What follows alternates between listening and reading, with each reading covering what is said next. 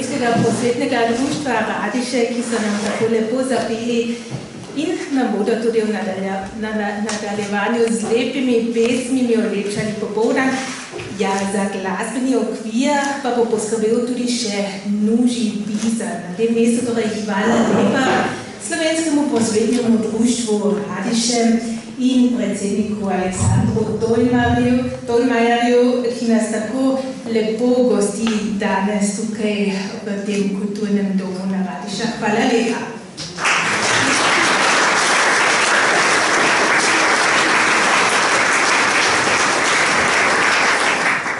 Pozdravljam današnje častne gostje in goste. Z nami so generalni konzul Republike Slovenije v Slovcu Anton Novak s soprogo,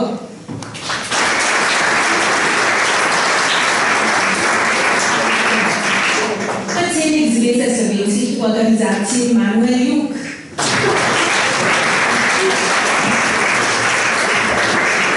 častna predsednica Zveze slovenskih žena Nika Kokot,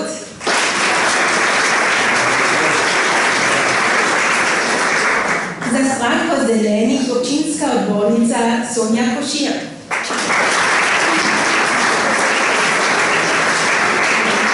predsednik taboriščnega odbora Ravensbrück Matjaž Špac,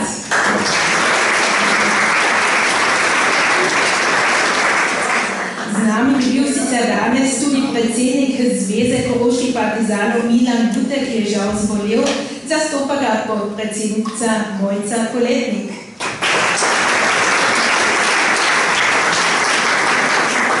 Z nami pa je tudi predsednik Zveze koroških pregnancov Gregor Krištof.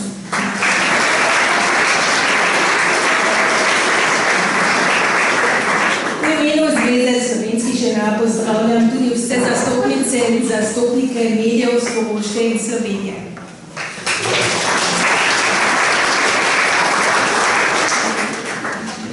Ja, spoštovani, lepo, da smo se ob mednarodnem dnevu žena spet srečali v tako razveseljivem številu.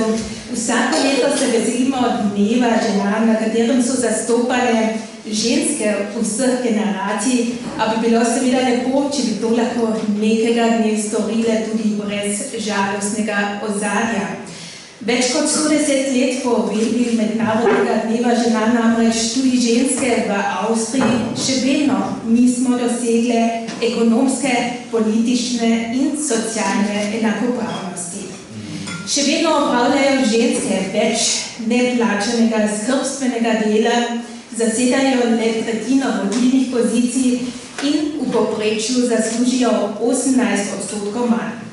Inflacija položaj žensk še poslabšala. Po najnovejših podatkih Avstrijskega statističnega urada je v Avstriji trenutno več kot 500.000 žensk, ki zaradi nizkih dohodkov živijo v revščini. Še posebej pa so ogrožene matere samohranilke. V letu 2024 je vsaka tretja ženska v Avstriji žrtev fizičnega in ali spolnega nasilja in do sedaj imamo že v tem letu 7 femicidov. Spremenila kot take zadeve v prvi vrsti politika in tam imamo še posebno na Koroškem večje izzive. Kajti četudi se je delež žensk v državnem zboru povišal na nekaj več kot 40%, smo v primerjavi z drugimi zveznimi deželami na Koroškem 16% v deželnem zboru na zadnjem mestu. Ob tem, da so po vsej Evropi postale popularne stranke, ki postavljajo ženske v slabši položaj s tem, da se vračajo zastarelim oblikam spolnih vlog, je letošnje volilno leto še kako važno. Važna pa je tudi naša udeležba, se pravi udeležba koroških Slovenk, kajti s tem, da oddamo naš glas zastopnicam in zastopnikom, ki se zavzemajo za človekove pravice, bodo lahko konec koncev zaživele tudi ženske in nenazadnje manjšinske pravice. K slednjim spada tudi samoumevna uporaba maternega jezika na vseh področjih, tudi na vidnih. Meseca aprila, na primer, bi se lahko podali po celoških poteh kulturnega centra Unikum, To sodelovanju z inicijativo Šauräume izpostavlja zgodbe žensk in njihovih dosežkov. Med drugim tudi koroških Slovenk, ki so se borile za obstoj slovenskega jezika doma in na izobraževalnih ustanovah. Tudi danes se bomo v nadaljevanju posvetile pojmu materinščina. Z nami je Eva Hartmann, pedagoške visoke šole, ki bo danes imela slavnostni govor. Žal nam je zbodela Sabina Buchwald, ki seveda želimo hitro okrevanje. Na temo jezik in identiteta bo govor tudi o kratkih filmskih odlomkih Fluid Identities, o katerih pa nam bo kasneje povedal še kaj več predsednik Slovenskega prosvetnega društva Radiše, Aleksandar Tolmar. Sedaj pa prosim še enkrat otroke. Hvala lepa.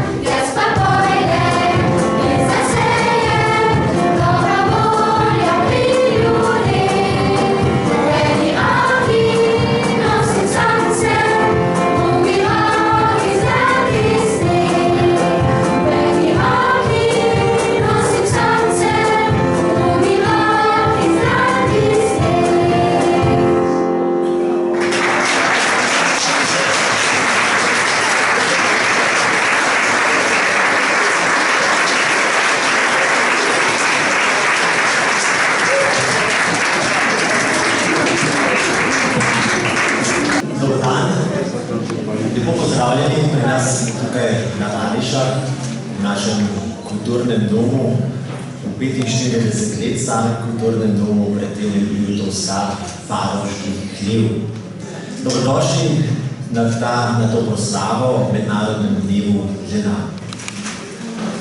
O tem prazniku, ki je pravzaprav praznik z enim solznim očesom, če si resnico na ljubo povemo, kajti seveda si lahko oziramo nazaj na marsikateri dosežek, ampak, kar se je še bolj pomembno, se mi zdi, treba se spomniti tudi izzivov, s katerimi smo kot družba in se seveda tudi v prvi vrsti te ženske še posebno soočane. Čeprav ustava in zakoni formalno zagotavljajo enake pravice, se, kot smo že ravnokar tudi slišali, vedno soočate z neenakostjo med spoloma. Biti ženska nikoli ni bilo lahko, vaš prispevek k družbi pa je bil pogosto spregledan in podcenjen. Kljub preteklim izzivom so ženske vseh generacij postavile trdne temelje za enakost in pravičnost.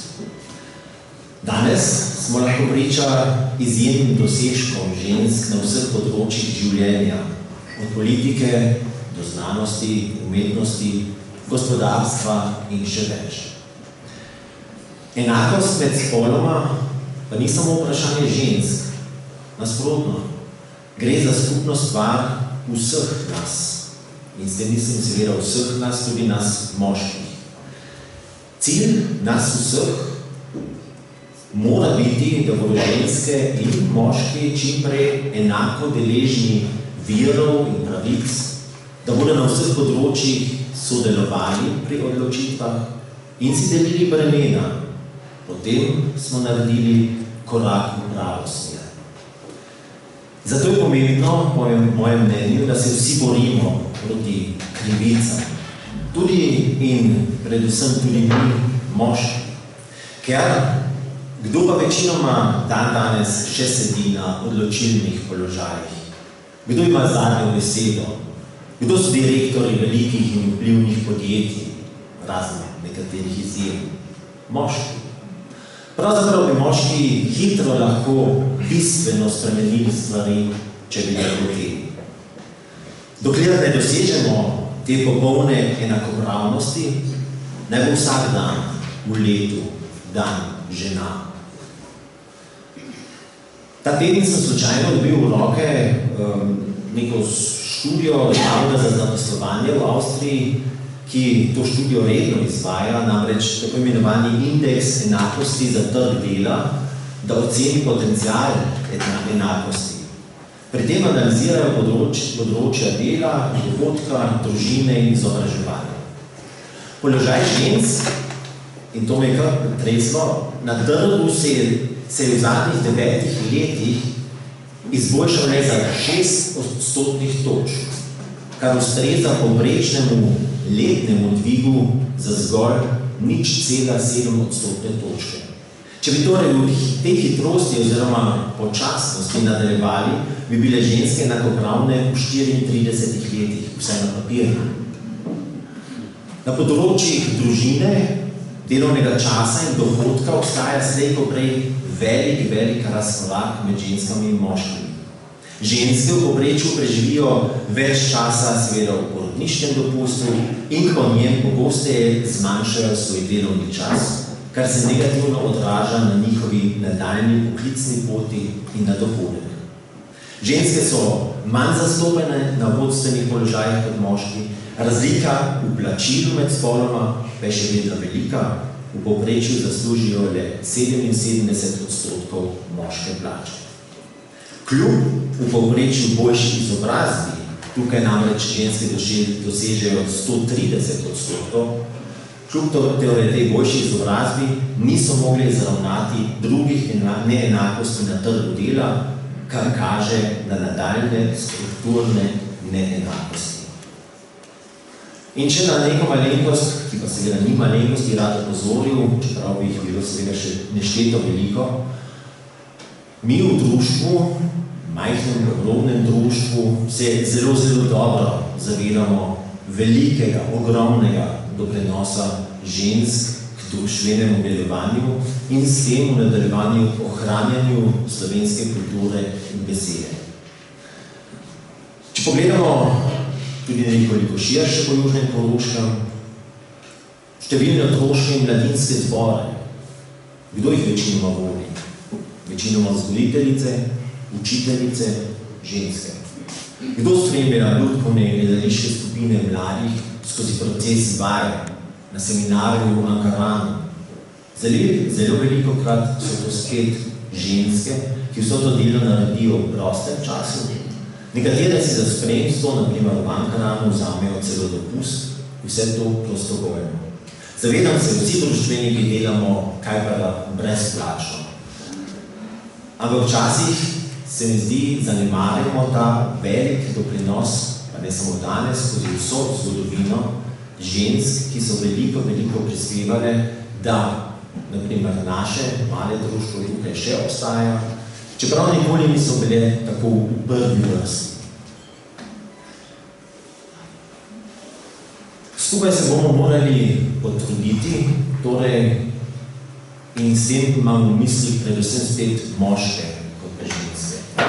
Kajti moški imajo, kot rečeno, vajeti v rokah, da lahko stvari spremenijo. Želim vam prijeten popoldan tukaj pri nas na Radišah. Veseli me, da ste si izbrali Radiše, tokrat za lokacijo vaše proslave. Upam, da boste preživeli prijetne urice.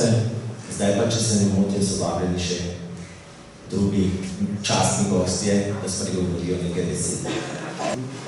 Torej, kdorkoli želi kaj povedati, povedati, lepo vabljeni na oder, pa če gre kratko in tako.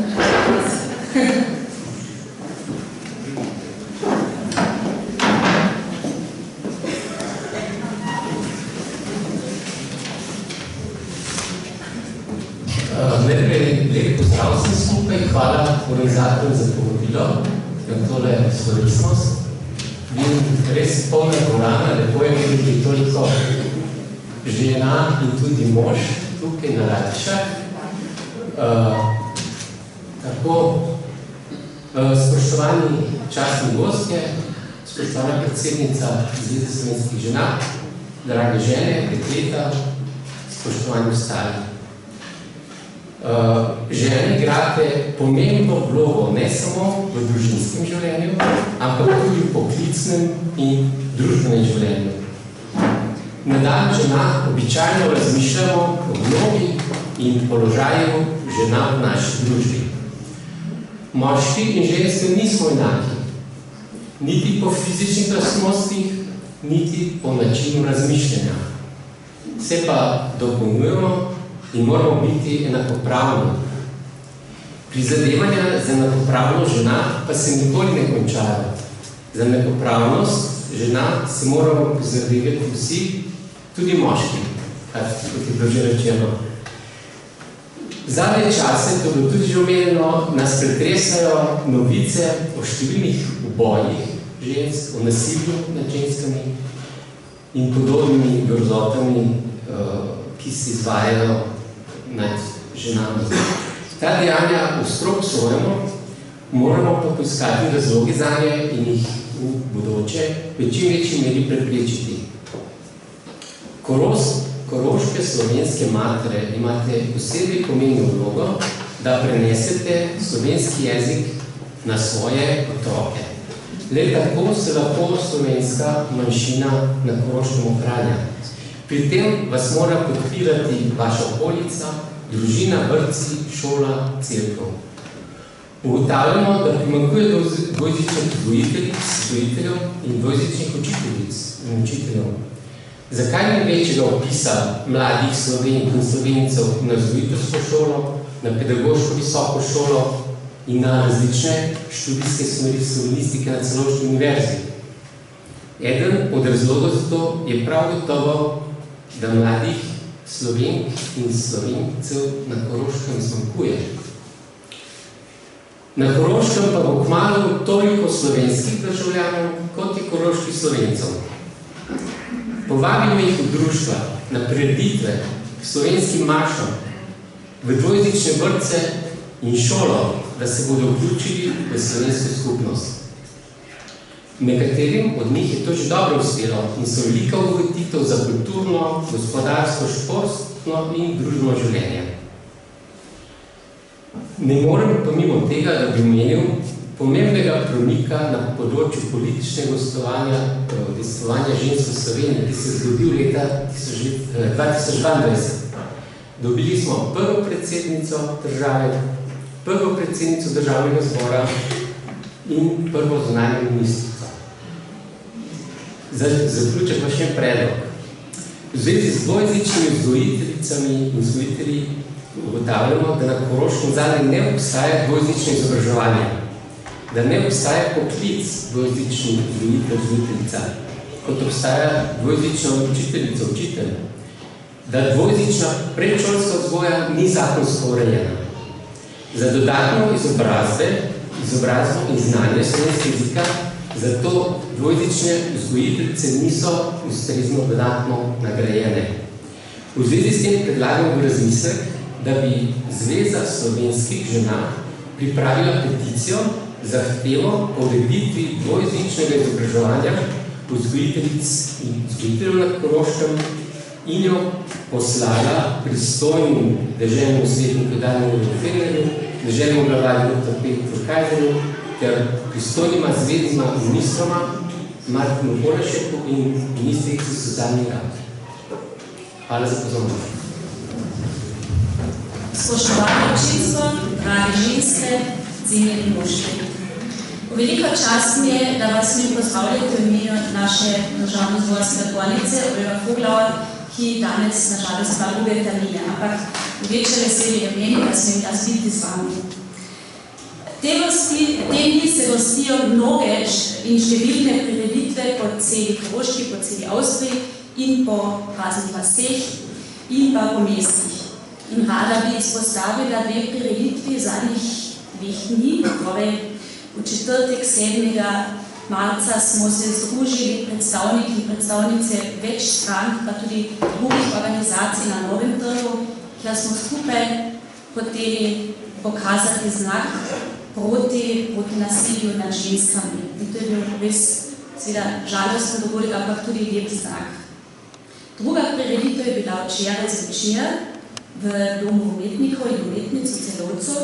Namreč mesto Celovec je podelilo nagrado za žensko, ki ima posebne zasluge na tem področju. Letošnja nagrajenka je bila Alije Marija Černka, dolgoletna voditeljica platforme za ženske. In rada bi delila 2 misli, ki jih je včeraj predstavila in izrazila. Namreč mi smo v zadnjih par 10 letih dosegli marsikaj. Smo lahko ponosni, vsa družba na nas, ampak imamo seveda še številna gradbišča. In medtem, ko se kdo loteva novega gradbišča, so pa bivša gradbišča ali nekatera gradbišča morda že nekako poškodovana v razvalinah in so potrebna prenove. Druga misel pa je feminizem. Pogosto je tako, da je ljudi sram se poimenovati za feministko ali feminista. To pa ne bo. Ker feminizem pomeni enakopravnost, samoodločanje in navsezadnje tudi človeško dostojanstvo. V tem smislu nam vsem želim dober potek te prireditve in pa tudi veliko navdihujočih in pa tudi plorovitih pogovorov po tej prireditvi in se zahvaljujem za vašo pozornost. Hvala lepa za lepe besede. V kratkem sledi slavnostni govor Ive Ratman. Ja, še prej pa še enkrat na voda povabila otroke, ki nam bodo po mojem še enkrat zapeli.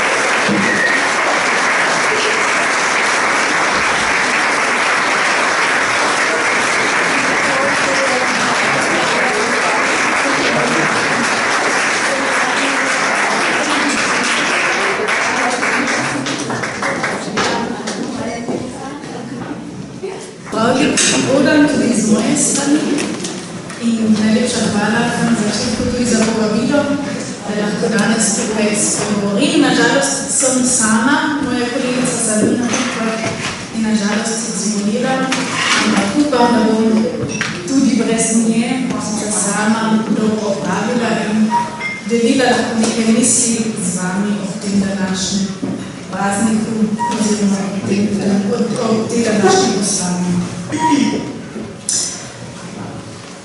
Čeprav smo se danes zbrali ob mednarodnem dnevu žena, bi se jaz v mojem prispevku ustavila na dnevu, ki je bil 2 tedna nazaj, in sicer je bil tu 21. februar. Torej, pred približno 2 tednoma smo obhajali Mednarodni dan materinščine. Zgodovina tega dneva gre nazaj v leto 1952. V takratnem Pakistanu se je vlada odločila, da bo urščina postala edini uradni jezik. Vendar je bila urščina materni jezik le za 3% prebivalstva, v vzhodnem Pakistanu pa se je govorila skoraj izključno bengalščina. Med protesti v Dhaki 21. februarja 1952 je prišlo do smrtnih žrtev. V spomin na te žrtve in v imenu boja vseh skupin prebivalstva, ki želijo ohraniti in zaščititi svojo kulturno in jezikovno dediščino, je Generalna konferenca UNESCO leta 1999 sklenila, da ta dan razglasi za Mednarodni dan maternega jezika. Toda kaj točno pomeni materinščina oziroma materni jezik? Ali je materni jezik jezik, ki sem se ga najprej naučila, ali pa je jezik moje matere, moje mame, in ali je potem sploh mogoče imeti več maternih jezikov, če imam samo eno biološko mater? Je materni jezik tisti, ki ga najbolje obvladam, v katerem razmišljam in sanjam? Če bi vas tukaj v dvorani vprašala, kako si razlagate ta izraz, bi se verjetno pojavilo kar nekaj različnih idej in konotacij. To nalogo bom danes skušala popraviti za vas in upam, da bom vključila tudi vaše zamisli in koncepte o maternem jeziku. V slovarju Duden najdemo za Luther Sprache v nemščini, nažalost slovenski Fran te besede ne obrazloži, naslednjo definicijo. Jezik, ki si ga je oseba naučila kot otrok, od svojih staršev in ga predvsem uporablja. Materni jezik je torej jezik, v katerem je otrok od začetka svojega življenja socializiran, s katerim odrašča in ki ga naravno osvoji. Zapis definicijo Dudno, kot vidite za mano na ekranu, s temi oklepaji in dodatki, že kaže, da gre za bolj kompleksen pojav, katerega pomen je zelo razsežen. Vse prepogosto se ta izraz interpretira kot materin jezik, v katerem mati komunicira s svojim otrokom. Ta razlaga seveda ni povsem napačna, saj zlasti, ker je materin jezik jezik, ki ga otrok sliši in zaznava najintenzivneje in najbolj zgodaj. Približno od 23. tedna nosečnosti lahko nerojeni otrok sliši predvsem materin glas, ki se prek zvočnih valov prenaša na celotno telo. Od tega trenutka se začne razvijati jezik. Izraz materni jezik pa vsebuje še nadaljnjo možno interpretacijo. V naši vse do danes patriarhalno organizirani družbi je vzgoja otrok še vedno predvsem naloga ženske oziroma mame, zlasti v prvih letih življenja.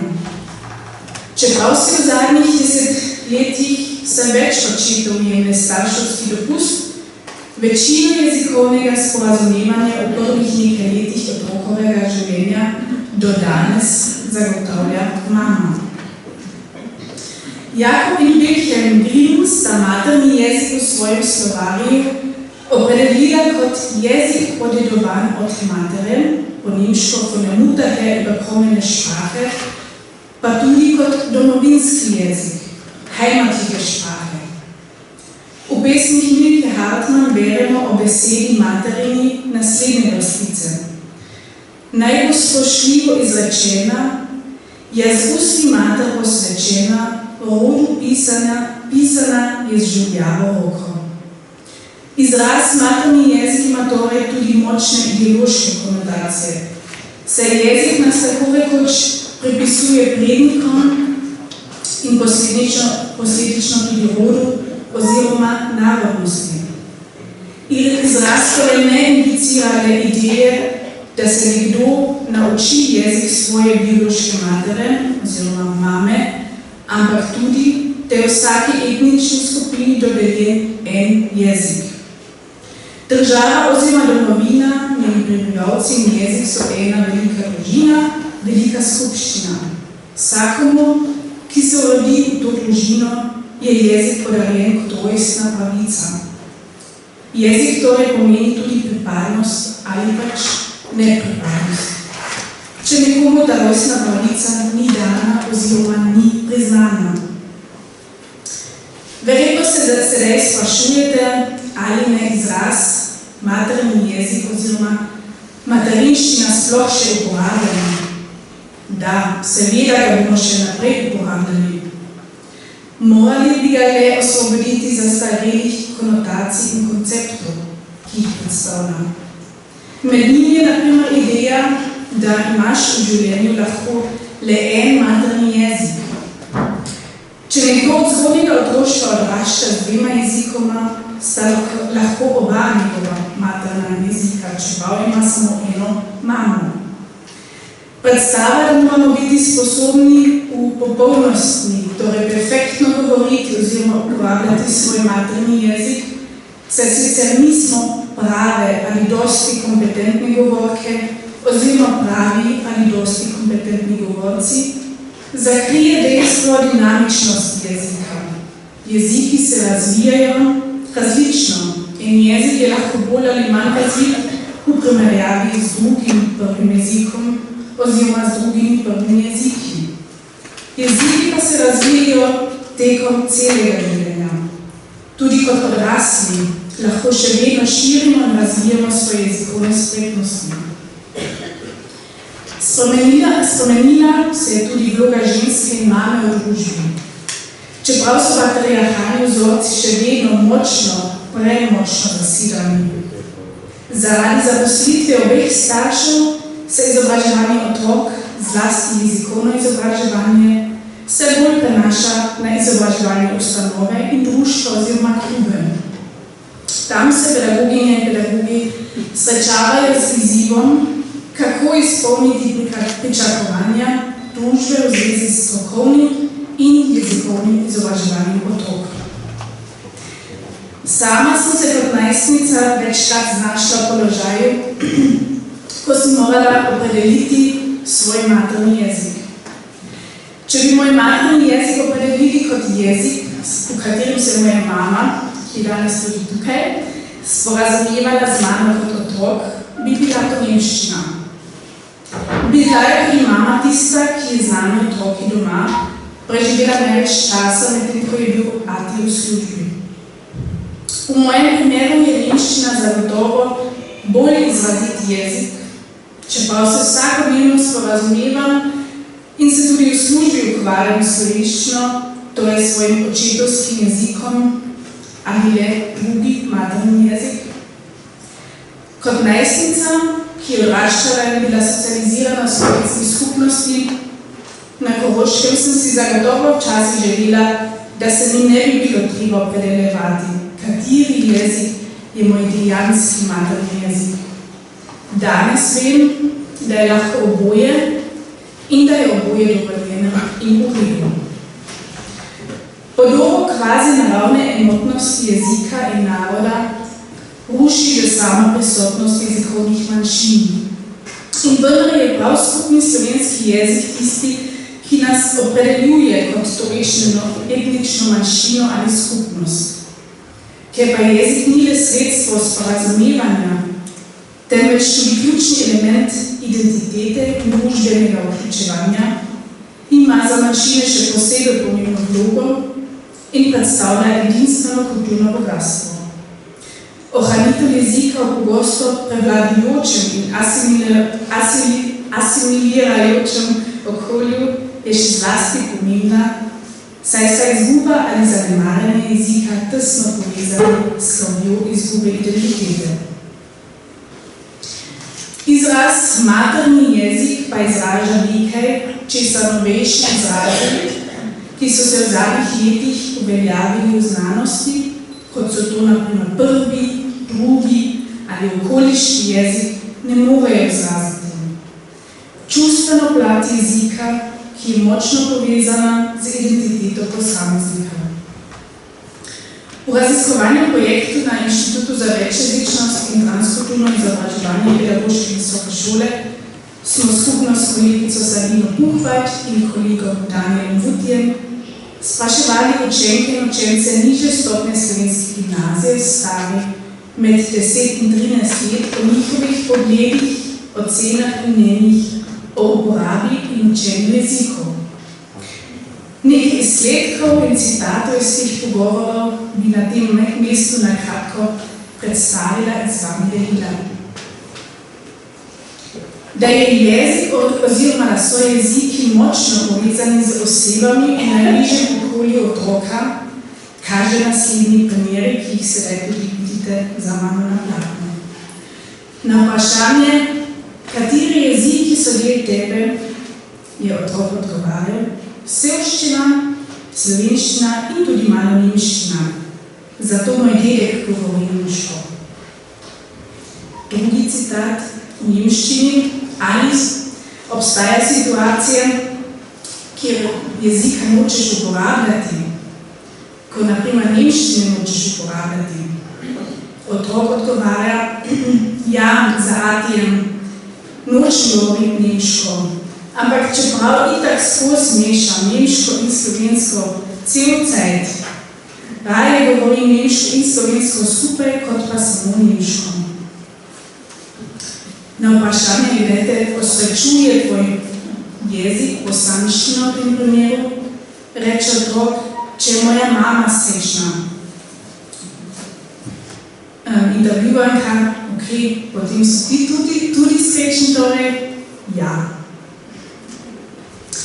Na vprašanje pa slovenščina, a te tista kdaj naredi zelo veselega in srečnega, ali pa te zelo razveseli, odgovori otrok: ja, zgodbica, ki se jaz učim z babico, je potem babica tako vesela, da dobim od babice potem en kakao. Aha, pol je babica vesela, ti pa tudi. Ja. In kako je to, če ti z nekom, s katerim vedno v slovenščini govoriš, kakšen je to občutek zate, če moraš potem z njim naenkrat v kakšnem drugem jeziku govoriti? Naprimer, z babico govorim samo slovensko in če moram kdaj nemško, imam tak nekak občutek. Aha, mora lahko da občutek nekako pišeš, ne vem, da me je sam, ampak ne vem zakaj. In še zadnji primer, ki pokaže povezavo jezika z osebo. Kako bi zate bilo, če bi naprimer za atijem, s katerim se večinoma, oziroma samo slovensko pogovarjaš, kako bi zate bilo, če bi z njim morala enkrat nemško se pogovarjati? Jaz mislim, jaz to ne bi šokala, ker se moram jaz avtomatično z njim slovensko malo. Otroci so pa tudi že zelo zgodaj konfrontirani s skrbjo za ohranitev oziroma obstoj slovenskega jezika kot jezik manjšine.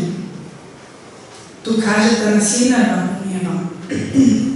Na vprašanje, ali včasih diskutirate o uporabi jezikov v družini, reče otrok: ja, Mama, preverjamo v nemščini, die Mama hat halt so manchmal gesagt, weil ich rede auch manchmal mit der Mama Deutsch, hat sie gesagt, sie findet es so schade, wenn ich dann Deutsch rede mit ihr, weil ich auf eine slowenische Schule gehe.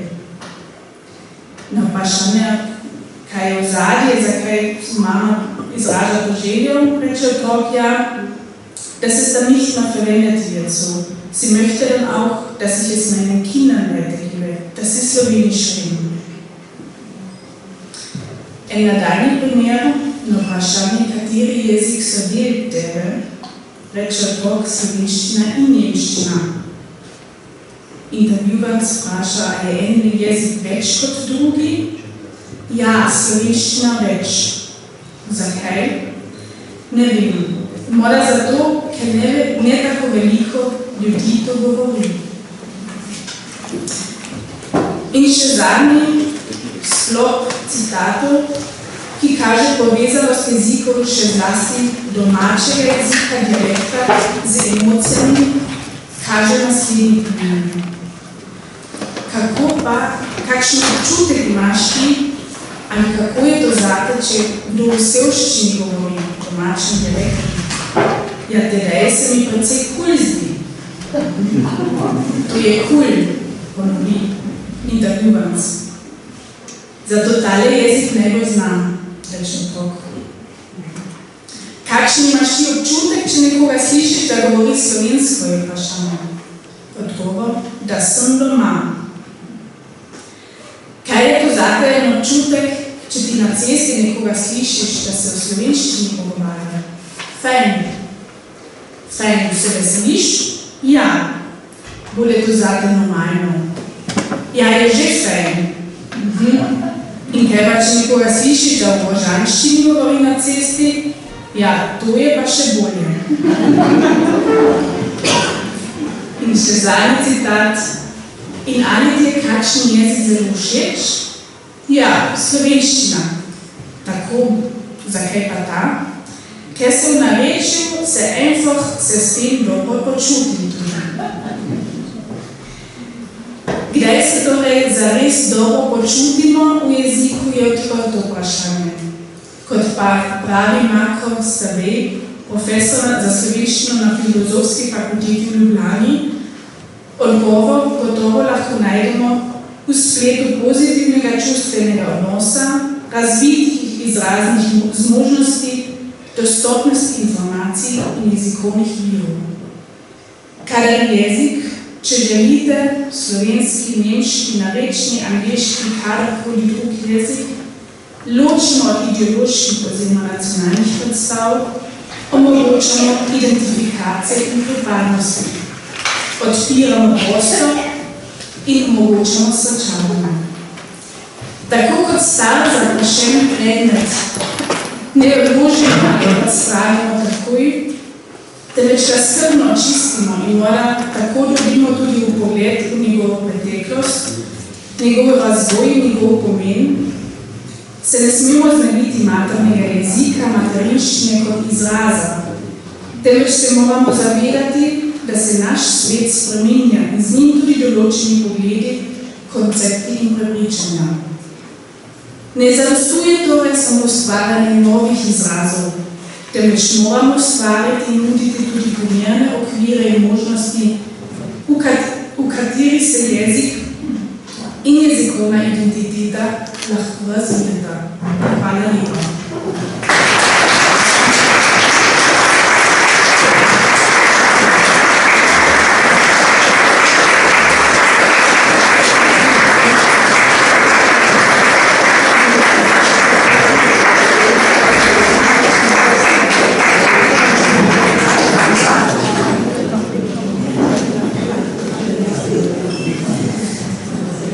Ja, hvala lepa, Eva, za ta pogled v jezikovne identitete, kako otroci to pri nas na Koroškem doživljajo in interpretirajo.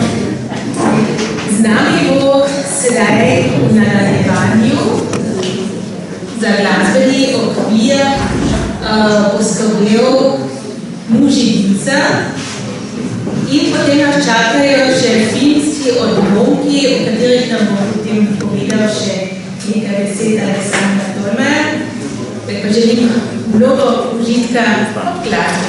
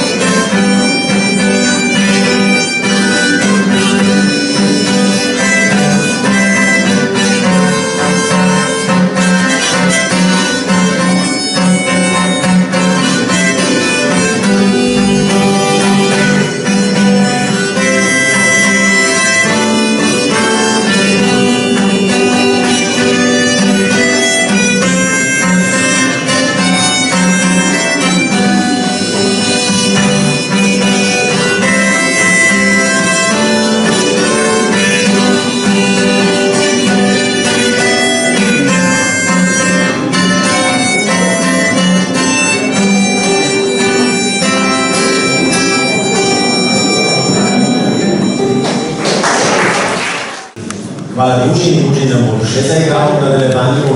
Zdaj naprej pa bi vam z nekaj besedami rad predstavil projekt, ki se je zgodil, oziroma ki je imel svoje začetke v korona času, ki je imel sicer je zasnovala režiserka, avtorica Ute Liebold, poimenovala ga je Fluid Identities.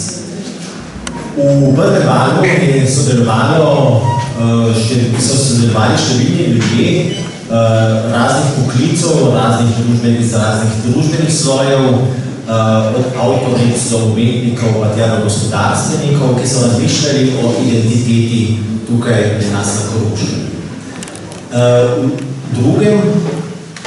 V drugo pa je stopila do Slovenske prosvetne zveze in imela idejo, da bi ta projekt Fluid Identities razširila tudi na mladino. In to predvsem na dvojezično oziroma slovensko mladino na Koroškem. Tukaj so potem mene prosili, če bi imel zanimanje, da te mlade, ki so bili potem koncu stare od 12. do 22. leta, spremljam skozi ta proces. Pri tem je šlo za to, da so mladi sami spisali svoje misli o jeziku, o koreninah, o izvoru, o identiteti, kaj s tem povezuje. Na začetku celotnega projekta smo potem k pomoči poklicali pisano Bromland, Vojvankove ustanove, kjer so potem mladi pisali na temo Ena sem in sem več, Eden sem in sem več, besedilo o jeziku, identiteti, pripadnosti in izvoru. Iz oddanih besedil smo potem nekatere zbrali in seveda tudi stopili kontakte z mladimi, če imajo sploh interes v nadaljevanju nastopiti s tem svojim besedilom pred kamero. Tisti, ki so se za to odločili, smo jih pripravili na snemanja in snemanje potekalo v tem smislu, da smo najprej posneli samo besedilo teh mladih, oni so ga sami tudi prebrali, nato pa so imeli možnost, da so stopili pred kamero in pred kamero tako imenovano potem performali, kot to pravijo umetniki. Se pravi, imeli so dokaj proste roke, tako pri pisanju besedila, kot tudi pri tem, kaj počnejo pred kamero. Vsega skupaj je nastalo potem 19 prispevkov, kot rečeno otrok, mladih, v starosti od 12. do 22. leta. Posebnost projekta pa je, da je spletni projekt, se pravi, vse te filme vi slej ko prej najdete na spletu, pod spletnim naslovom Fluid Identities, tam potem poiščete ustrezno povezavo za mlade, za Jan, in tam v bistvu se odprejo vsa besedila, vse videoposnetki, plus seveda tudi PDF datoteke, kjer so prevodi teh besedil. Večinoma so mladi ustvarjali v slovenščini, ker večinoma jih obiskuje slovensko gimnazijo, dvojezično trgovsko akademijo oziroma tudi Višje šole za gospodarske poklice v Šempetru. Tako da večinoma so pisali v slovenščini, nekateri so se odločili tudi za nemščino, kakorkoli imate pa potem na spletni strani prevod tega posameznega videoposnetka. Tako, dovolj pravzaprav teh besed, predlagam, da si pogledamo prve prispevke.